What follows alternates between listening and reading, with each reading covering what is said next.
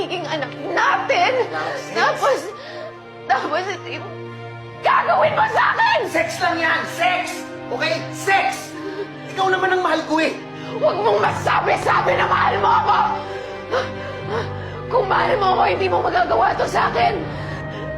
Bakit? Why did you even ask me to marry you? Hindi mo naman pala kaya maging faithful sa akin. Yung ba pinagmamalaki mo, ha? Yung kasal? Ha? Ano, ayaw mo ikasal? Eh di wag! Ano? Huwag tayo magpakasal! Ikaw lang naman nakatapagpasal sa akin eh! Hindi naman ako eh!